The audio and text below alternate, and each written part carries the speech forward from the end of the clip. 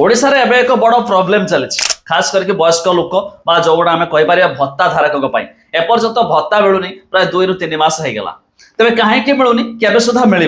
तो एक news update आसीगला मुझे भिडियो जनइबी जहाँकि बहुत सारा लोक किसी हेल्पफुल हो पार ये भिडियोटा देखा पर तो से चाहते अरे भाई एपर्यंत कहीं आसलानी केबे गोटे आसो लोक भर गोटे आशा जो मैंने पाँच खास करके आप जानते जो मैंने 80 वर्ष ऊर्ध्व से 3000 टका भत्ता मिलूँ जो मैंने 80% अधिक अक्षमता विकलांग से 3000 मिलूँ और साधारण जो मैंने भत्ता धारक तो से 1000 टका मिलूँ बट सहीटा भी एपर्यंत मिल पाला ना कौन पाई मिलूनी केबे सुधा मिल भिडियो रे जानिबा ता पूर्व सबुदिन भाया गोटे लाइक करेंगे सब्सक्राइब करना सब्सक्राइब पाखे बेल आइकन को दबाई दिंतु फास्ट आप न्यूज देखो जो अपडेट आसगला जनाऊँ देखो अब एक न्यूज अपडेट आउ 7 दिन मध्य भत्ता समस्यार समाधान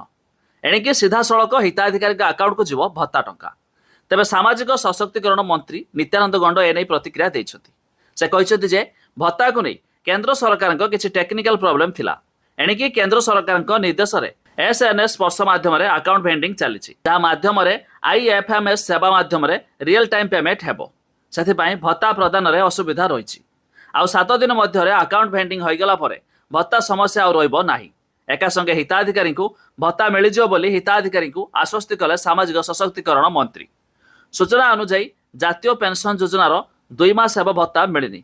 तबे हिताधिकारी माने बैंक पंचायत ऑफिस को दौड़ी हंतसंत हेउछंती तबे हिताधिकारी को तुरंत भत्ता न देले बीजेडी और कांग्रेस आंदोलन करिए बोली चेतावनी देइथिले तबे 7 दिन भितर भत्ता मिलियो बोली मंत्री मध्य कहिसंती आपण तो न्यूज अपडेट देखिले भाई खूब शीघ्र आसवा जाऊँगी जोड़ा केंद्र सरकार तरफ यहाँ स्टॉप कराई तो कहीपर कि चलती कम तो से जमीक देखिले तो खूब शीघ्र आसो सूचना अच्छे एमती नुहे कि यहाँ आम ओडिशा तरफ आम ओडिशा सरकार द्वारा अटका है डायरेक्ट मेन जगार अटका है माने ये